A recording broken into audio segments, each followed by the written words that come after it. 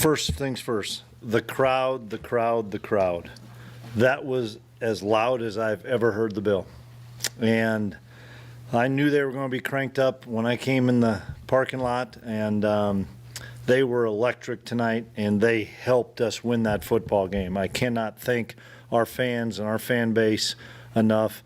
They were loud, and it affected their offense some. So that's the first thing. Hey, shout out to Kansas State. Doing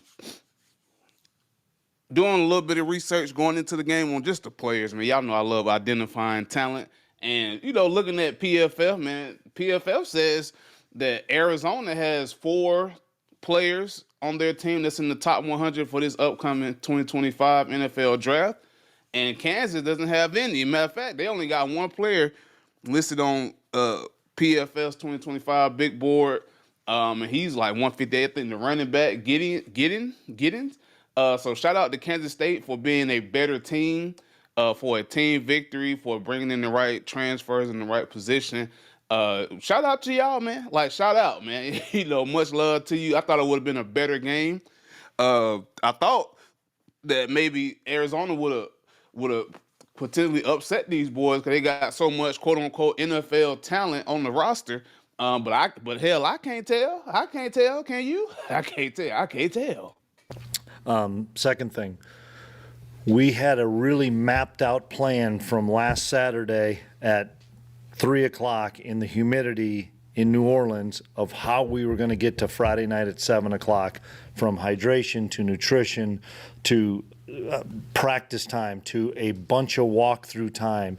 And we pulled back on the guys from a practice standpoint, and we laid out a plan, and Scott Troush and Lance Yancey and Mindy Hoffman, True Carroll, all of our OPT staff did a phenomenal job of helping us orchestrate and get that plan set. And our kids were fresh. And look, I agree, because I watched that entire game in its totality.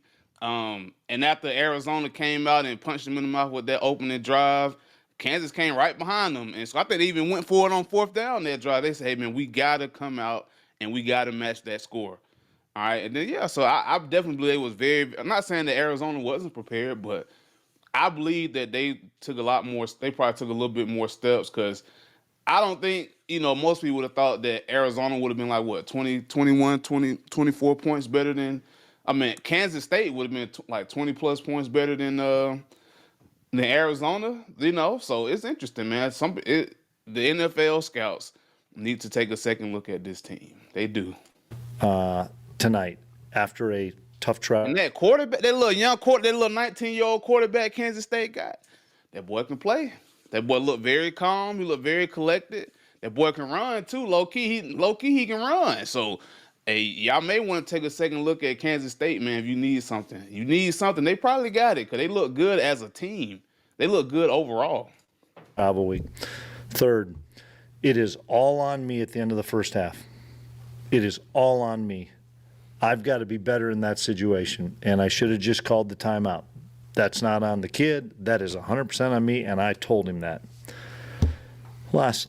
I like that he took ownership of that, but your quarterback gotta make that right decision. But yeah, definitely take the ownership. The kid only like 19 years old, probably the youngest starting quarterback at the FBS level, probably.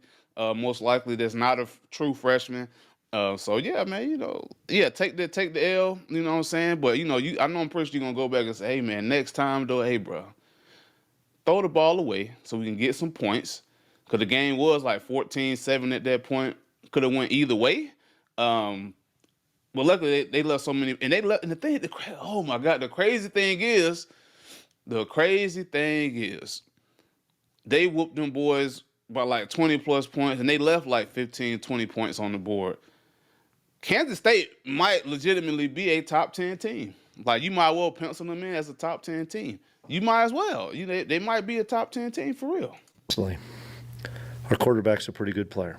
Yes, he is. And he rose up tonight when we needed him to, and played really good football and was really calm. And made some plays with his feet, made some plays with his legs, and that was a fun performance to watch him. 2 plays changed this game and turned it around. Keenan Garber's interception when they were going in to score. Yep. The second time they had the ball, big time pick. And then I said in the pregame meal, I think our punt return can get a touchdown today. And they did. And they kicked it, and it was supposed to be a middle return, and we give him the opportunity, if he feels like he can get the edge, to take it. And he took the edge, and it was gone, and it was over, and it was fun to watch. So total team win, hard game, good football team we beat. That wideout's an absolute stud. T-Mac? And we're happy to have a win and have a little bit of time tomorrow. Hey, that Dylan Edwards punt return was beautiful. I ain't gonna lie, that thing hit that little bounce, and it bounced right into him like the Lord said, "Hey, brother, this one for you." I know, in matter of fact, look, I know Dylan Edwards looking at Colorado like, yeah, y'all miss me, huh? Not that Dylan Edwards would have made much of a difference, but for him to transfer to a team that's down 3-0 and to from a distance to watch his former team struggling, at least at the start of the season, it got to feel a little like he made the right decision to transfer out of there. So I know he feels vindicated in that aspect. But that punt return was beautiful. I may even put that in the thumbnail. Matter of fact, I am gonna put it in the thumbnail. That interception was dope. Now I had one question, like, bro, why did you take it out? Why did you take it out the end zone, bro? You was 7 yards in the end zone and you ran it out. I mean, you got like plus 2 yards. Like I think you got to the 23. But that was like my only negative. Like, bro, why did you take it out? Bro, what if you would have got tackled at the 1 yard line? But yeah, man, two big time plays in the first half that kind of level set this game, and then it just gave Kansas State control for the rest of the way. Because they even though they botched the end of quarter and they didn't get to points, but they scored. They got the ball back. If they would have got those 3 points then, they would have went up like 17-7. Then they would have came back out the half and went up and scored again. It would have been 24-7. That game would have just been out of reach. And it eventually got out of reach because Kansas was just a better overall team.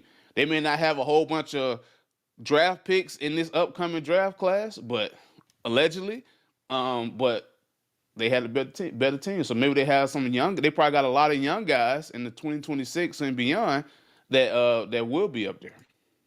Chris, on Keenan's interception, he starts up at the line of scrimmage across from Tate, ends up in the end zone, intercepting the pass, and going to somebody else. Was that the design on that, or did he just make a? Well, he was in zone. He was in a deep third on a zone, and the other corner or the other safety was converging as well. And he read the quarterback's eyes, and Keenan's got a second gear. He's got another gear. And for him to go jump that thing was a big-time play. And at the end of the first half, what was your plan? Ideally, if things went right, were you thinking that play would end with 11 seconds and then kick a field goal? Yep. That ideally, we had thought that. Didn't. And that's on me. That's on me. Either that or I should have called timeout with 13 seconds left and said, throw it away, we'll kick the field goal. And if it's not there, throw it out of the end zone. Totally on me. Totally on me. A terrible gaffe, and I'm not accustomed to making those mistakes, and I'll learn from it, and it won't happen again. I do like that he's taking the hit for that. And it's easy to take the hit for that in the win versus a loss. But I do like he took the hit for his quarterback. I like that. Just step up like you did today after the way they struggled last Saturday. Did you notice anything during the week that sort of told you that they'd be performing the way they did today? Well, collectively, as a football team, we had a great week of practice and a great week of preparation, and our leadership, which started at halftime of the Tulane game, rose up this whole week, and that's a really good offense. We were trying to take away probably everything in the first half, especially that first drive, because we didn't know. They played 2 games. They didn't show a whole lot. They ran the ball pretty well in that first drive. They found 4 a couple of times. They methodically moved it down, didn't give up any big plays, and they scored. And it was 14 plays, and I was like, okay, guys, now you got the speed of the game. And then after that, once we took away the run and made them one-dimensional, we were in good shape. Because that quarterback could scramble. He dropped back 15, 18 yards. He was scrambling. We weren't going to sack him very much. We just had to play great coverage, and we were able to do that. And we got off the field a number of times at critical moments, and hats off. We played a ton of guys on defense, as we always do, and they all played well. You mentioned stopping the run. And to piggyback that, when I watched the game, it was clear that Arizona had one thing on their mind offensively, and that's to get T-Mac the ball, to feature T-Mac. And when you become that one-dimensional, you become like tunnel vision. And especially after they took the run away, and you can put the ball on the ground. Now all I gotta do is shade, bracket coverage, just spy on this guy over here, add a little pressure, because when your quarterback getting a little pressure, he's gonna scramble, and look for T-Mac. So once you become that one-dimensional offensively, it's gonna be hard to win. It's gonna be hard to win because you don't have any balance. You don't have any balance. The same problem that Colorado had when they can't run the ball, and they can just tee off on your quarterback and just pin the ear back and go. Yeah, that's a problem. So, and on paper, many people would believe, many people would tell me that Arizona is the better team on paper. I can't tell. I can't tell. How important is that for you guys to? Well, yeah, if you can make them one-dimensional, which is really hard, but that's, you gotta have some balance, and I know that, there's things everybody wants us to throw it more, run. You got to have balance, and if you cannot run the football, and that's what it came down to late. They had 19 rushes for 56 yards, and we had 41 rushes for 235 yards. You got to be able to rush the football, and you got to be able to stop the run. Was it dictated by the reads and the scramble, or was the intention to run Avery that much? A little bit of both. Sometimes it was the design of the play where the read was probably going to be pretty easy for him. And then there were some other designs where we either knew we were going to get him to run, or we gave it to the running back and they all thought Avery was going to keep it. And then we got some big gains on that. I think the first couple times when you crack them, then you're like, okay, now what are we going to stop? And we had a good balance with that, with DJ, Dillon, and Avery. And some of the plays, I honestly will tell you, they were keen on Dillon when we brought him in the game and screaming, there's where he's at, and I understand that. So he had to be a little bit of a decoy a few times, but then Avery scampered for 15, 18, 20 yards, and that was the design. Back to Avery, there were a couple third down plays in that third quarter when you guys started to pull away that he ran, and they just didn't have any issues for them. Just how big of an advantage is this?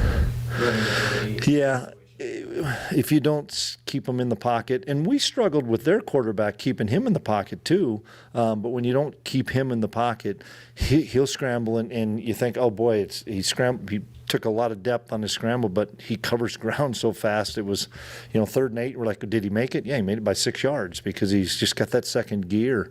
And that's demoralizing when you can't get off the field because a young man is using his legs. And he made a great play scrambling out, finding Jace on the 3rd and long in the third quarter after we had struggled in that start of that third quarter. That was a great catch by Jace. It was a good throw and keeping it alive by Avery. But that big-time explosive play for whatever 39 or 40 yards, I think settled us down to the fact of, okay, then we started clicking on all cylinders offensively and scored on most of our possessions after. McMillan ended up with 11 catches. What was the plan on him, and just limiting the post-catch damage? Try not to let him have 20 catches, and he made some really unbelievable catches. Even the one they called him out of bounds on, holy cow. I thought the coverage was pretty good. He's just really special, and we were trying to keep the ball in front of us, and we thought that was important for him not to have, what was his long was 38 on the one play in the second quarter, I think. Just trying not to give up the 60-yarders, and he's going to catch some balls in front. And, we were playing press and playing over the top, but he's 6'5", and with a huge catch radius that we were excited when it was catch tackle because that got him in 2nd and 6 or 2nd and 5 and kind of kept us ahead of the sticks a little bit. And T-Mac, man, he is kind of difficult, not even kind of, he was based on last night's game. That's my first game watching him play. He is very difficult to tackle after the catch. Like, is he like gonna burn you with yak yardage? No, but if he shake that cornerback and that safety don't come in with a pair of nuts, he probably will hit you with some yak yardage. Cause he's big. He like 6'5", 215, maybe I don't know how big. I don't know how much he weighs. We like 6'5" though. He's very difficult to break down. Like, bro, these dudes having a hard time tackling this dude. Coach, I think by the time we put that game away in the fourth quarter, I think Arizona only ran 17 plays in the second half. I couldn't tell you that.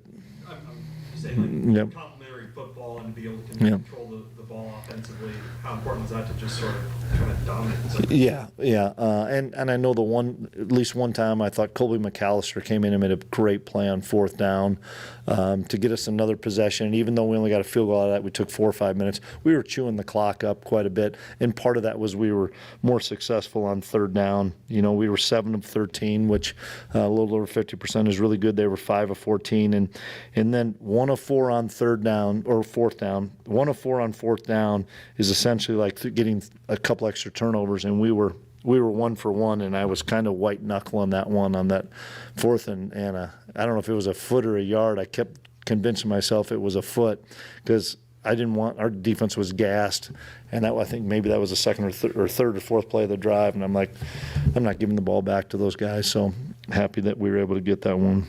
Did you think from an early point of this game you were winning the line of scrimmage both ways? Yes, I did. I thought we stepped up on the offensive line and played really well. We played a lot of guys, Andrew Leingang, John Pastore, played a lot of football along with the 5 starters, and then we played all those D linemen. 2 questions. First one is, do you feel like Kansas State showed college football tonight? That we can be a complete team. We're getting there. We're getting better. I have seen marked improvement on Monday through Friday from a practice standpoint. That we've got more in us probably, but we can play fast on defense.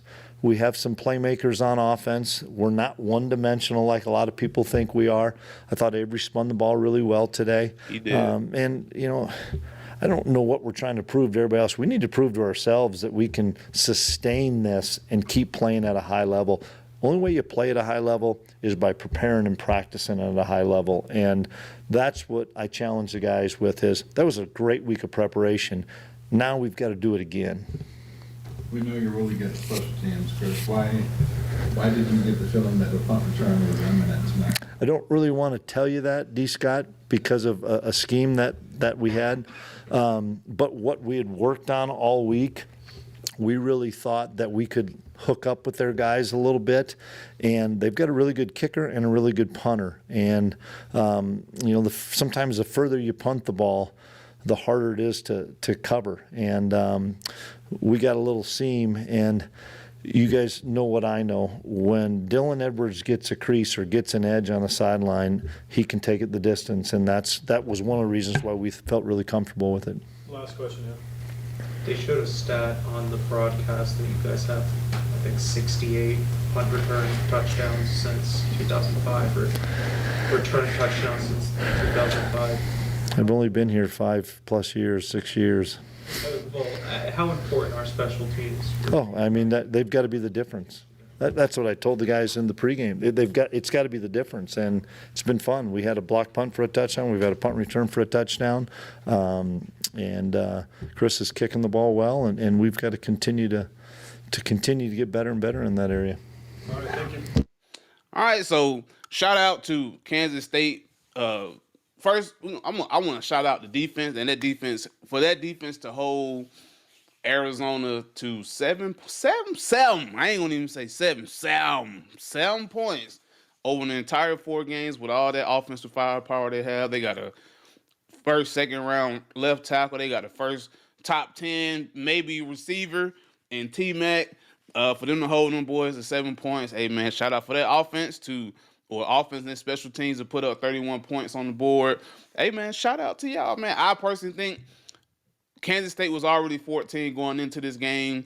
They handedly smacked, dog walk, whatever you want to call it, Arizona. They should easily be done. They should easily be slated into the top 10 after this week. And I will stand behind it. If they don't make the top, they stick them at 11, I got a problem. Go ahead and move them boys up to 10. Move them up to 10. What you waiting on?